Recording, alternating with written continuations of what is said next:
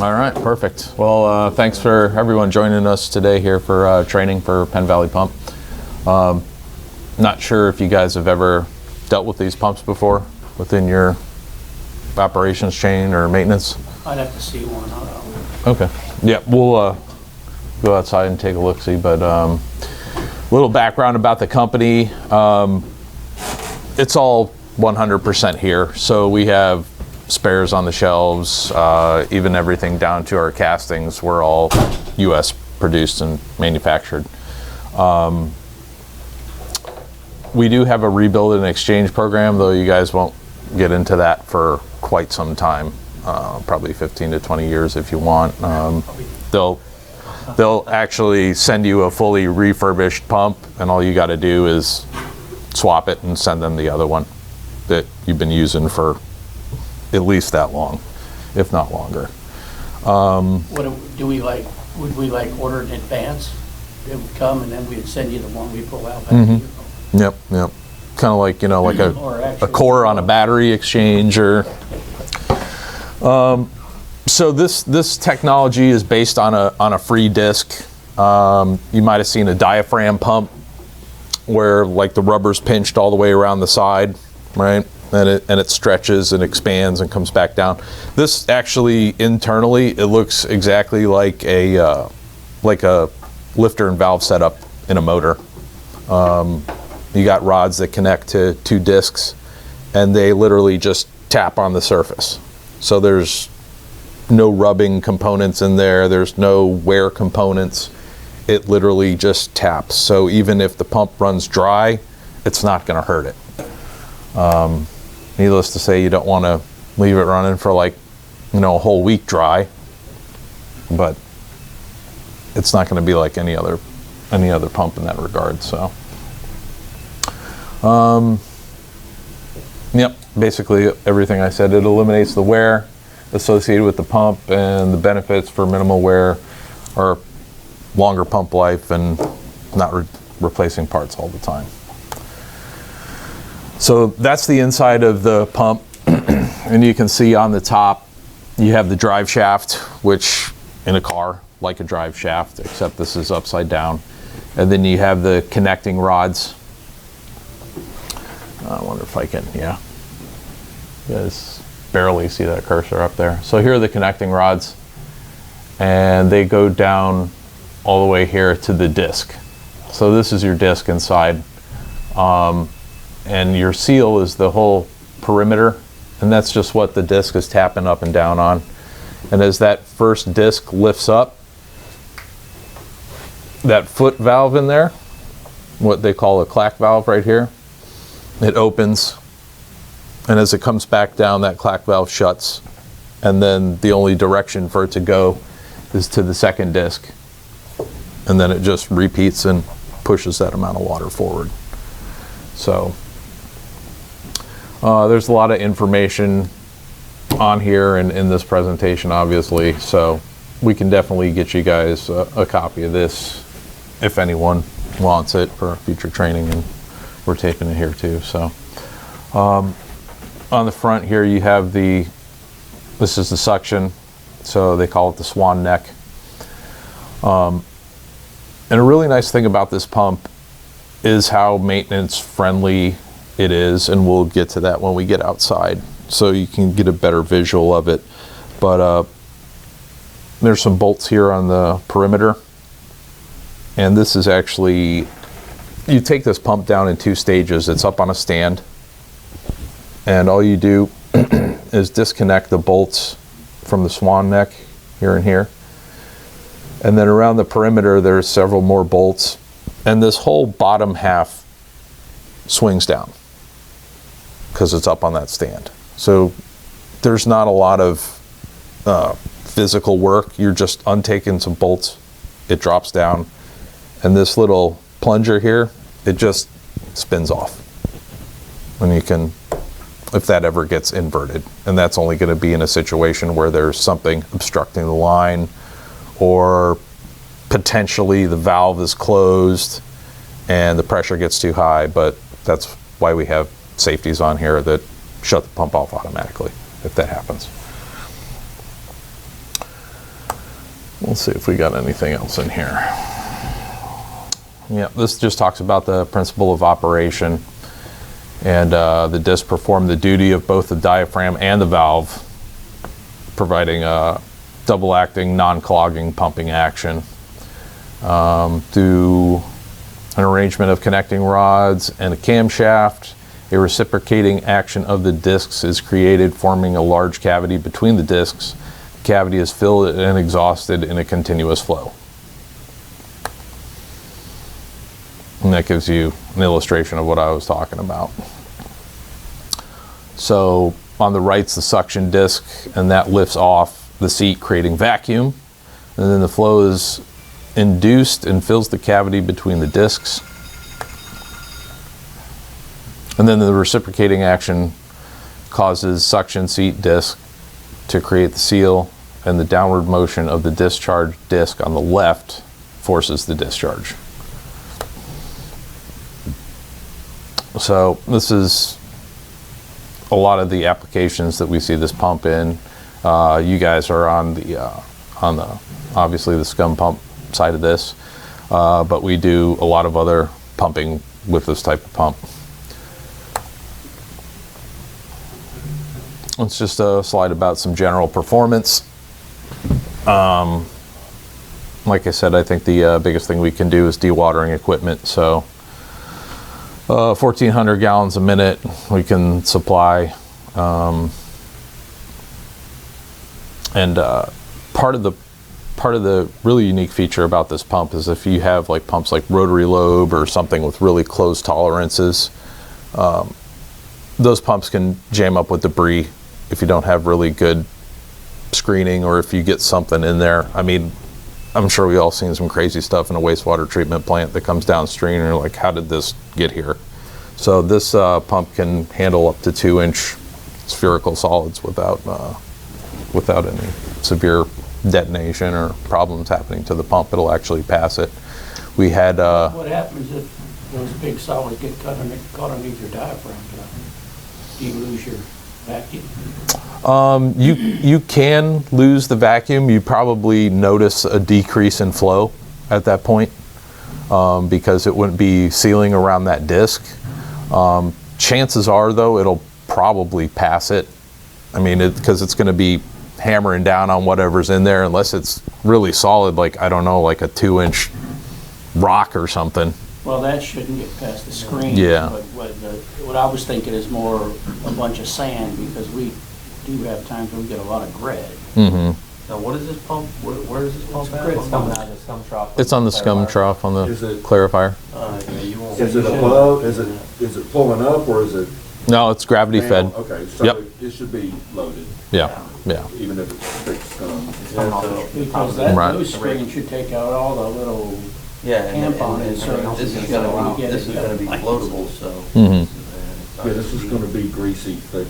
Yeah. Sand, a lot of sand. No, No. floatable stuff. This is coming off the Skimmer, this is scum the trough. skimmer off of the clarifier on the Yeah, top. you see the trash that, well, these screens probably won't let that stuff. Yeah, unless it does a Like our bypass. screens do. If the screens do a bypass, I don't think there is. Because you one. remember the stone troughs that, That's not normal sure, just operation. get plugged up with water and big stuff. Yeah, that's that greasy shit that, it does get hard. It does get hard sometimes, but. Mm-hmm.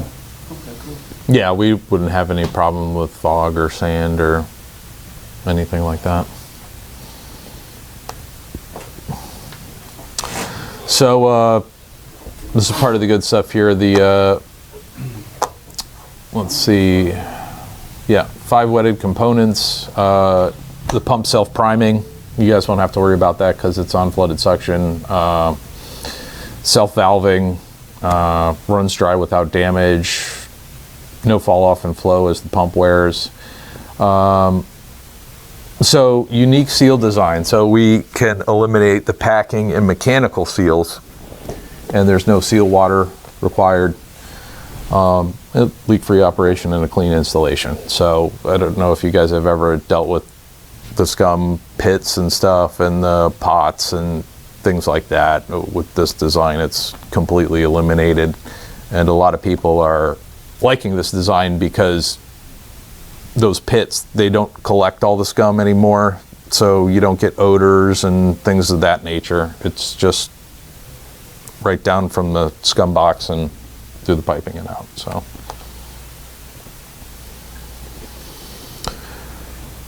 this just talks about piping.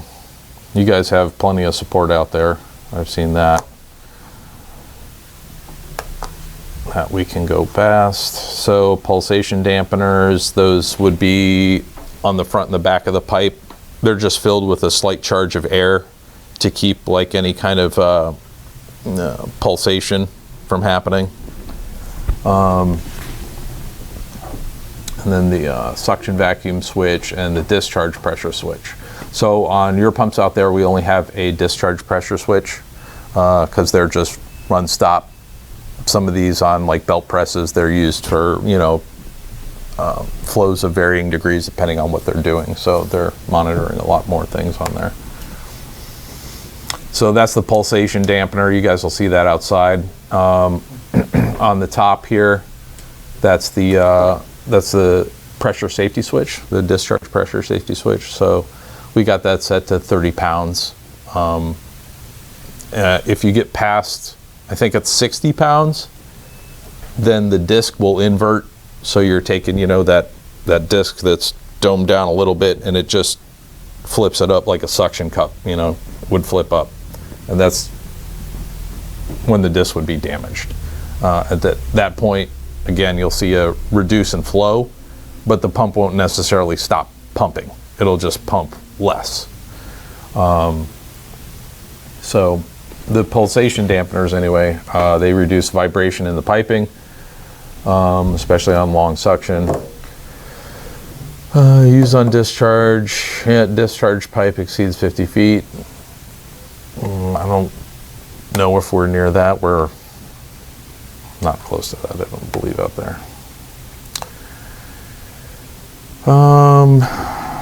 Yep, and this is talking about the pressure switch, which prevents the damage due to block lines. There are gauges on there to help you guys troubleshoot if there is a high pressure situation. But again, the pump will shut down and you'll get a little alarm.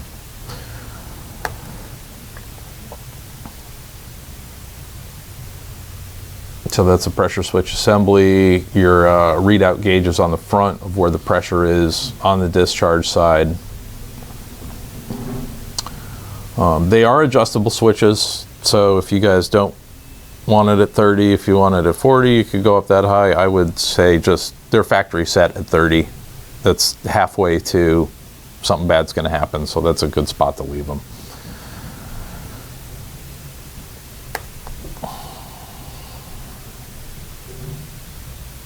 So there's a failure due to excessive high pressure, discs are inverted. And you can see right there, one's actually pushed down below where it should be seated. Two of them are.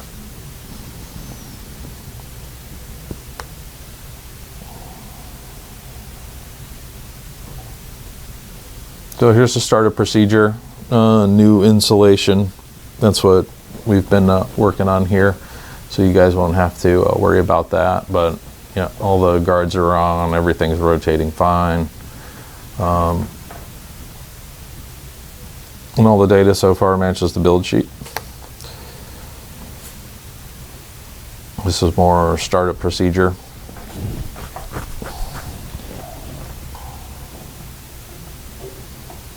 And we have done everything on this page for you guys. This is talking about the maintenance. So weekly, ensure the gauges are functioning properly. Monthly, check the dampeners for charge and recharge if necessary.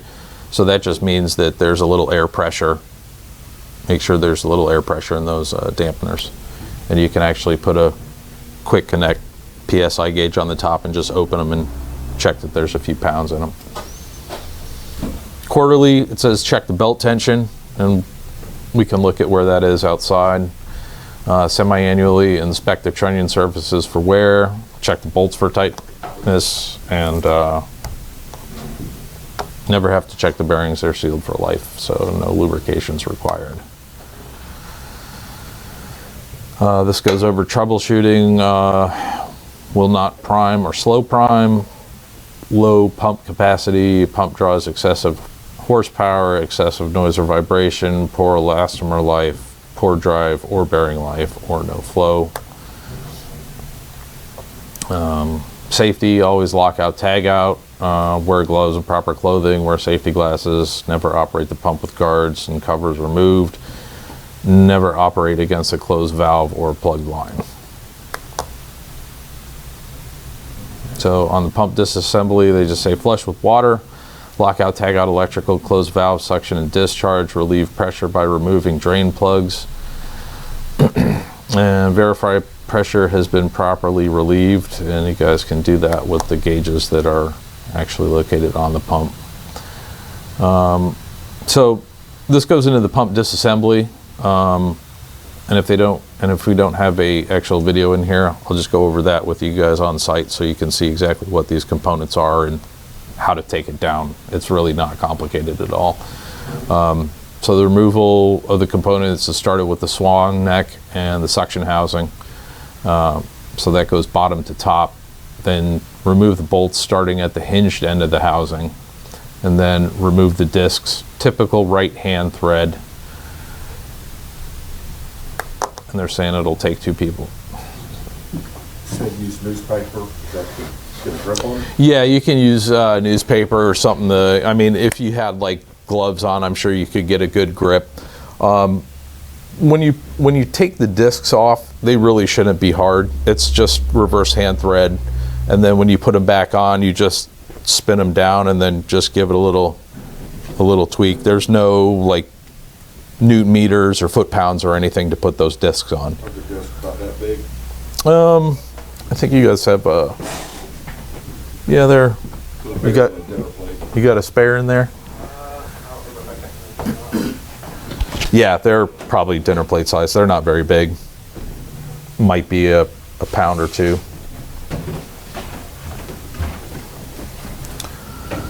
So that's the swan neck in the front, this S-shaped component here. And basically you're going to disconnect this bottom portion here, this elbow, and that drops away. And then there's a bolt pattern here, and this whole flange drops down. There you go. So Yeah. that's it. And then, you know, they sit in the pump this way. And there. They're gonna get trapped under. And that literally just taps up and down. Doesn't rub on anything. So that's the really nice thing about this pump is the amount of nowhere that you get in this pump is incredible. So, but I'm supposed to tell you guys that because I got the. I wouldn't expect nothing to be that beefy. That's pretty sturdy, yeah. You know. Seats against metal, or is there a? Right. Yeah. Yeah, It sits seats. on them lids. It seats against. It's just that machine surface in there that it taps on to create the seal. All over.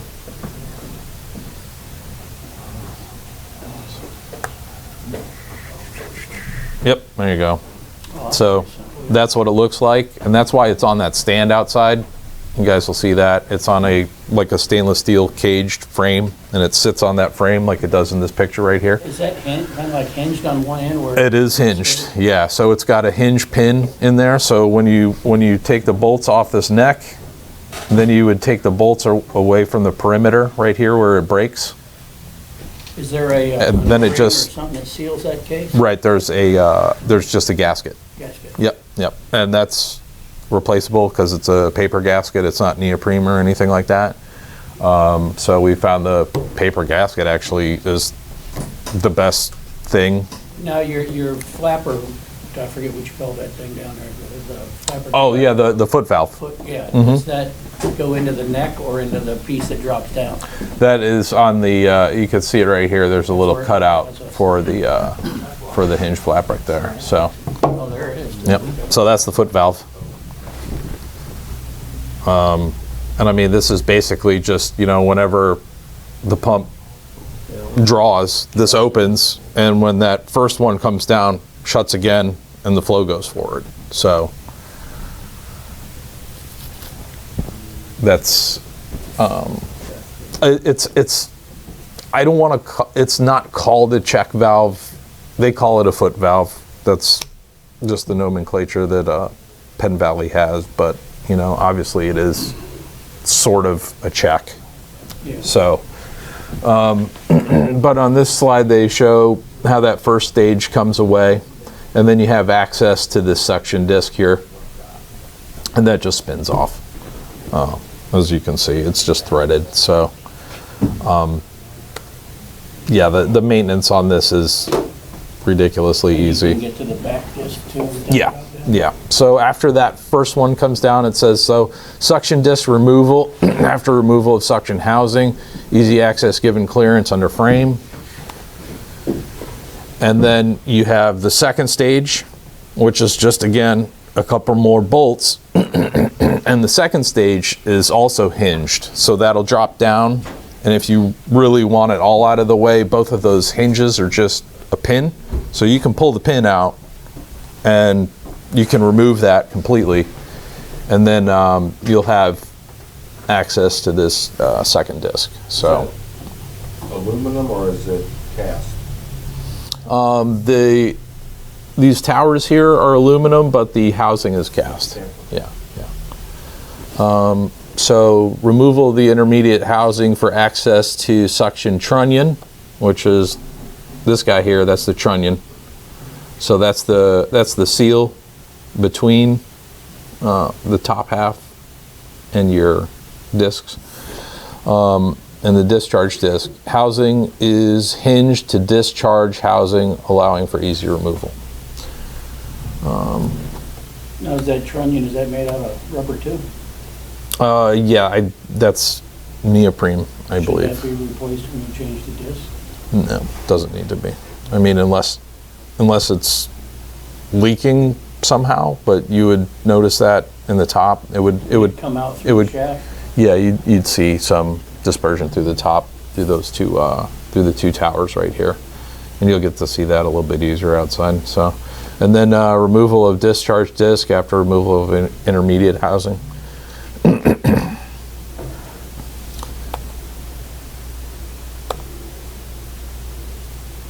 All right, and then this goes into the removal of the drive assembly to replace the discharge trunnion. So on the discharge trunnion, you have to remove the drive assembly towers because the tolerance is too tight in the back. There's no way to get to that from underneath. But again, I've never heard of anyone replacing the trunnions. And if it did get that far, I mean, again, there's the option to just exchange it if you guys just didn't want to bother. So that's what it looks like stripped down. So the removal of components leave discharge housing in the frame while the suction and discharge piping have not been disturbed. So, you know, with this pump, you don't need to break the pipes off at either side and shimmy the thing out or, you know, do any of those other things that you might have to with other pumps. It's just literally you leave it in place to service it. So we took the easy way out here and said reassemble in reverse order of disassembly. Everyone, I'm sure we've seen that before. Make sure trunnions are facing up. You must grease the conical section of the discs for proper shaft and trunnion engagement in the housing. Use never seize on drive shaft threads. Be sure not to pinch the gaskets. And that is the end of that. I mean, it's detailed, but there's not a lot of complication to using this pump. I mean, does anyone have any questions? Did I go too fast in any certain area, or? Huh? I knew you guys would get it. Like I said, I like it because it's one of the easiest pumps that I've ever worked on. So. It's a lot better than a skunk pot. Yeah. A lot better than putting it into a bucket and carrying it down the plant too. Yeah, right, John.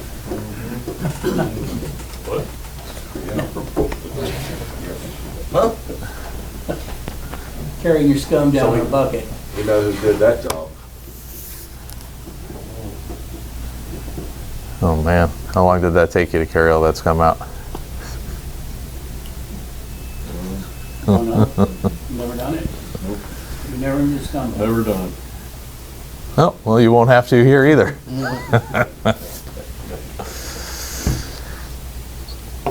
All right, perfect. Well, I guess we could wrap it up in here and then get outside and check out the pump. So here it is in all its glory. Here's your dampeners for the front and the rear. So on this side, obviously, got it labeled suction and discharge. This component here is a swan neck, and since we have all this piping supported and it's supported within this frame, you would just remove these 4 top bolts from the swan neck and then these 4 bolts underneath here, and that comes away. And then you can see pretty much where these bolts are for the bottom perimeter. So you would undo these bolts here and come back and undo the other bolt perimeter, and then this whole section swings away, and that's how you get into the trunnions and the discs. And it's all in place, and that's all measured out, so it drops down and it comes out of your way. And again, if you want to get it completely out of the way, you can take the pins out and physically remove those components too, if that's a little bit too tight in there for anybody to work. But How many horsepower is that motor? I think that's a 5-horse. Yeah, 5-horse. 5-horse Toshiba. And here's here are your gauges for the suction and the discharge pressure. These Ashcroft switches, they're set to 30 psi from the factory. So once this gauge, if that hits 30 pounds of pressure, it's going to shut the pump down, right? So that's going to prevent anything bad from happening to the disc. But the critical failure for pressure on this pump is 60 psi. So we have a pretty good buffer in there, so nothing should happen to the disc. The only thing that would really sack this thing is if you were pumping against a closed valve, because it is a positive displacement pump. So that's the only thing to really watch out for. And again, this would be like your fill valve for the dampeners. And if you got something like metal or wedding ring, or if you're that lucky, then you hear it being hollow like that, that's usually a good enough indication to know that you have enough air in there, and that no fluid pushed back up into the column. So, and again, that's just a How much air do you put in there? you could go anywhere like about like 6 pounds. I mean, Is there a diaphragm in there? nope. Oh, okay. Yeah. Yep. About 5 to 6 pounds.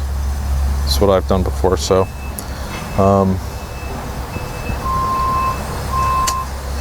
yeah. I mean, that's it really. This is going to be your housing for the belts and the pulleys. Again, you can take these bolt covers off the front here to check for the belt alignment, pulleys. That's all been done already, so you guys are all set up for that, and the belt tension.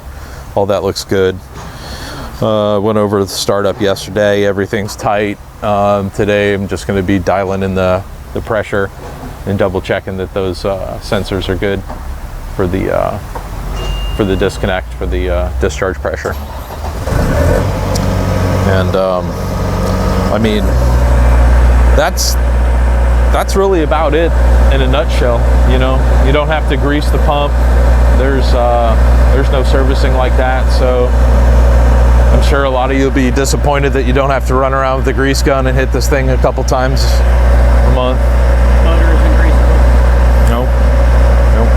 Yeah, there's no Zerks on that either. So, That's really it. I mean, I don't know if you guys have any questions on it or. Pretty basic, actually. Mm-hmm. Yeah, and again, you know. Do you ever have to lower that bottom piece there that you were talking about? It's hinged.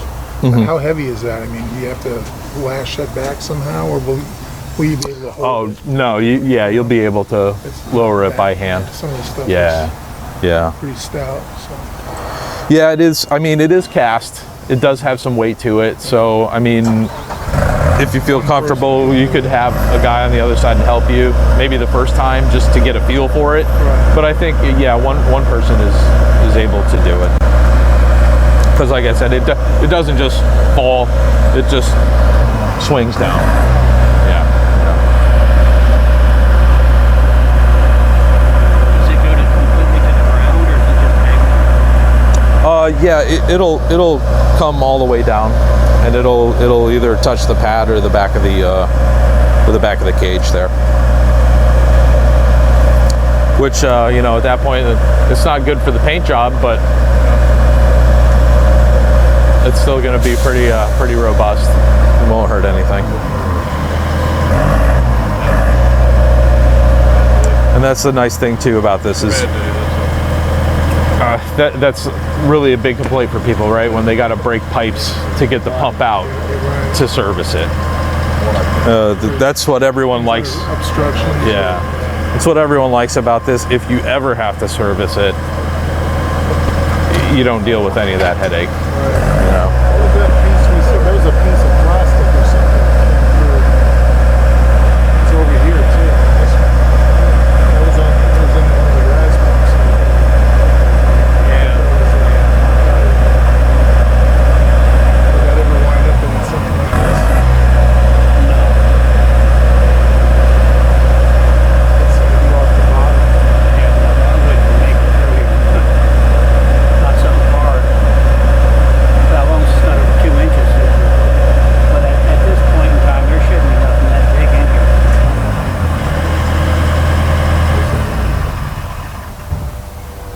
Unless it got thrown in or something. You know, I mean, Never know. it's possible.